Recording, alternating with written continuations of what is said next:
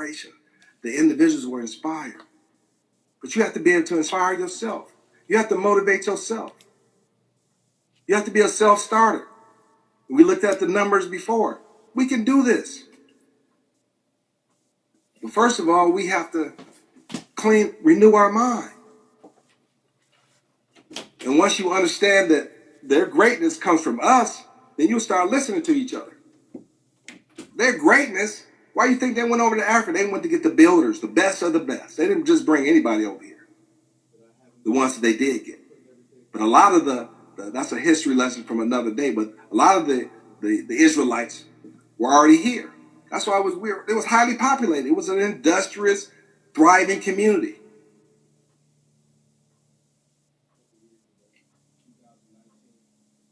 And then what was that, 5,000 BC, between 3,500 and 5,000 BC, when the Israelites in the Bible, they tell you about that they left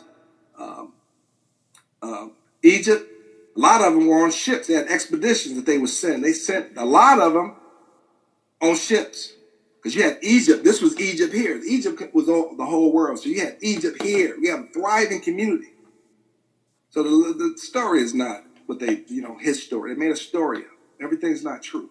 So we should be able to tap it. I'm going to tap into our DNA and shake it up a little bit and let it get the cobwebs on. Right? On earth as it is in heaven. They looked at the heavens, and that's where the pyramids and so forth. And with the zodiacs and the religion and so forth, they made it on earth as it is in heaven.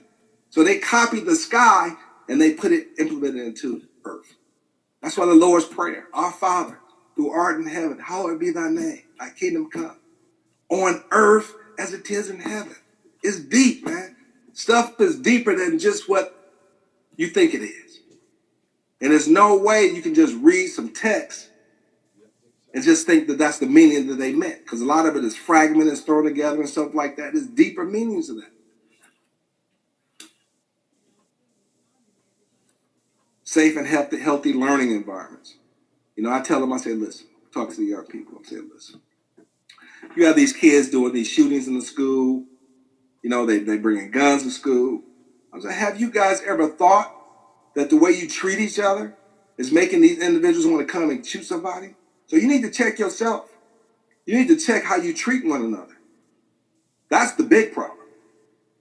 Because these same students are going and want to come back and shoot people up because you're not being nice to them. You're bullying each other.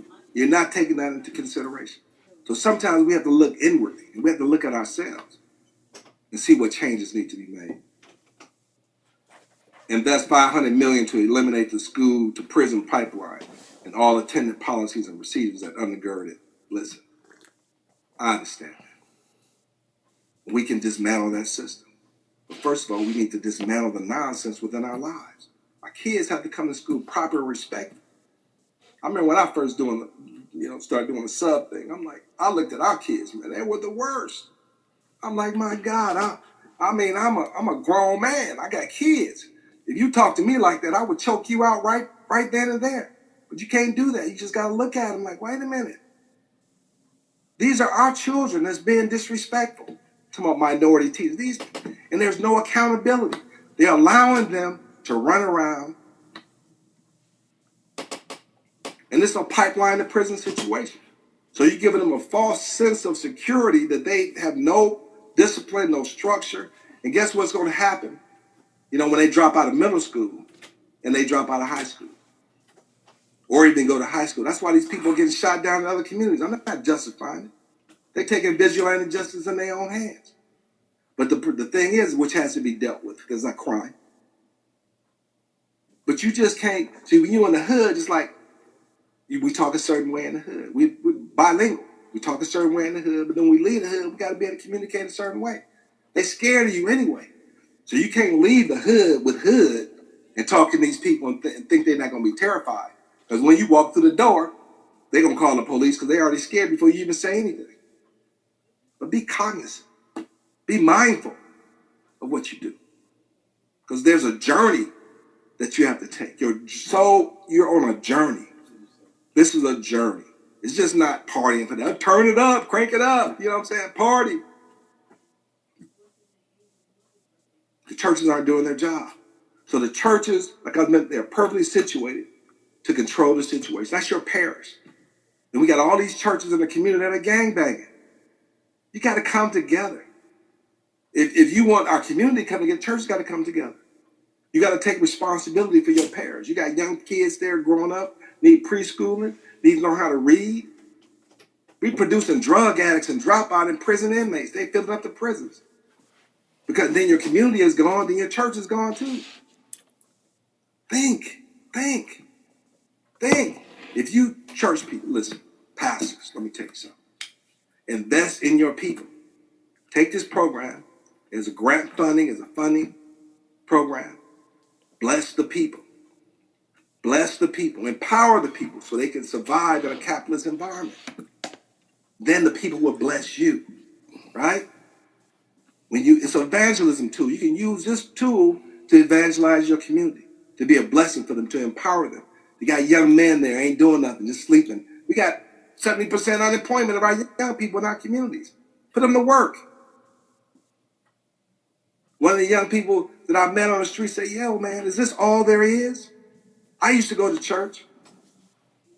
I wanted to know how these brothers got these nice suits and nice cars. I wanted to be like that. But when I went there, all they wanted me to pass the tray. Nobody talked to me. Nobody taught me anything. So I stopped going. It's a racket. Wow. Used to go talk to these juvenile centers. They need direction. They need structure and discipline. That's what they yearn for. Because if you don't do it, they're going to discipline themselves and run around the street shooting people, robbing people, and doing whatever they want to, and end up later on in life and say, you know, I should have chose a different path. I don't want my son to take the path that I took. Because we're not doing our job as parents, as leaders, as elders in the community. We're allowing ourselves and our children to be victimized. We're not being loving to our children. Affordable housing and home ownership and asset building. Home ownership is the American dream. But it's a process. It's a process. Our communities should be lavish communities. See young people driving and throwing cans out the car and throwing, paper out of the car. And the trash can's right there. It's a mindset. It's a mindset. All right, so I just want to give you an overview of this. Let's see, justice, voting, civic engagement, in the wake of highly publicized police shootings and so forth. Listen, this is because you're not organized. You march, get mad for a few days, and it's over. And they do it over and over and over again. This is vigilante justice that they're engaging in. Because remember, the legal agencies are thought to be inadequate. Remember when the police used to, and it was on TV, they used to complain over and over again about we arrest them and then the judge just let them out on the street. Remember that? It was like forever for that was the biggest thing. So now what they're doing is taking the law into their own hands. So they're vigilantes now. They're delivering vigilante justice. That's what they're doing. So they're the judge, jury, and executioner now. And they're violating the law. They're criminals. These are criminal enterprises and criminal organizations because they've taken the law into their own hand. Because they felt, okay, if I arrest them, the judge is going to let them out. So let me just handle this right now, right? So if I arrest them in a couple hours, he's going to be right back on the street doing the same old thing. So that's what this is about. In addition to the racism and oppression, it's only because, just like in school, right? A bully is he gonna only bully the crybaby, right? The one who stand out and sock him in the mouth, whether he gets beat up or not, the bully ain't gonna mess with him no more, right? He may get whooped, but if you hit that bully in the mouth, guess what? The bully gonna stop bullying you. He might want to be your friend now. The bully only bullies, though, the whiny boy, the crybaby, the ones that don't fight back. Word. police have become criminals under color of law, a violation of epic proportions in a civilized society.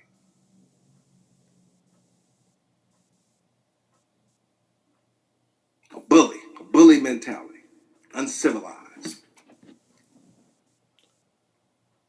Because they came and destroyed civilized societies. So only uncivilized can rule over civilized. I'm almost done here. Let's see here. Okay. The right to vote is one of the most fundamental of our democracy.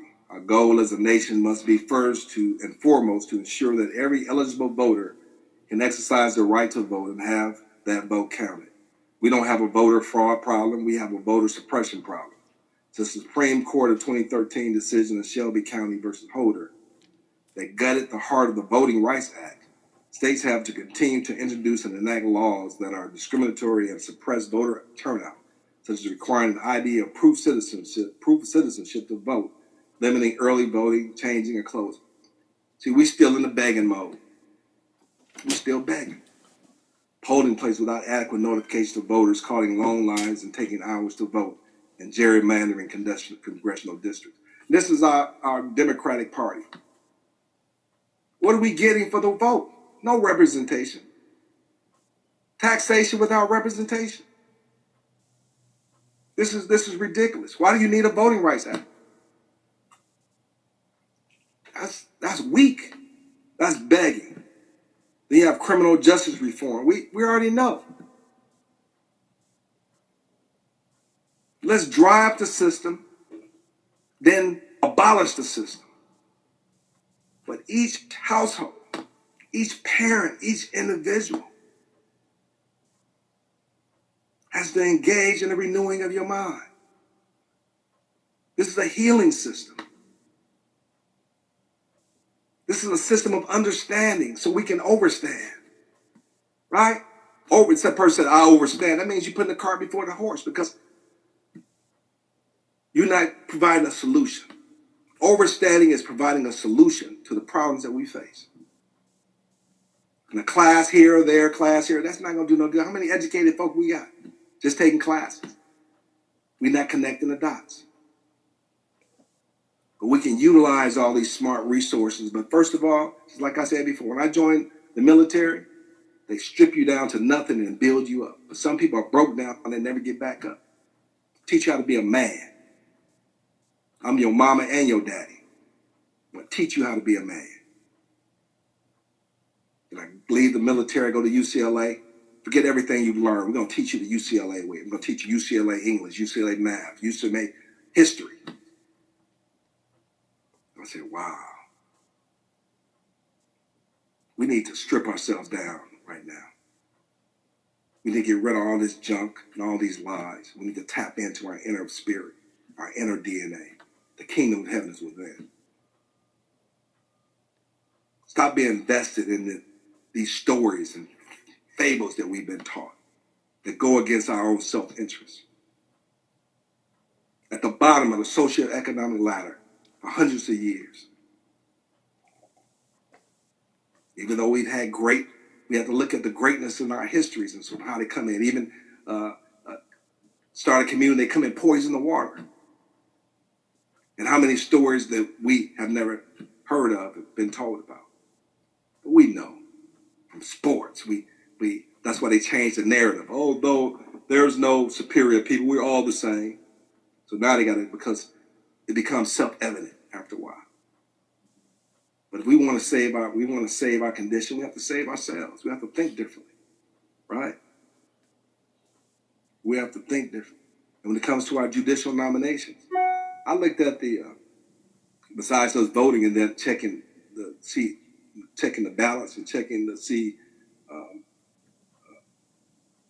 the ballot measures that we voted in. We don't even check to see what happened and whether or not the program is being implemented.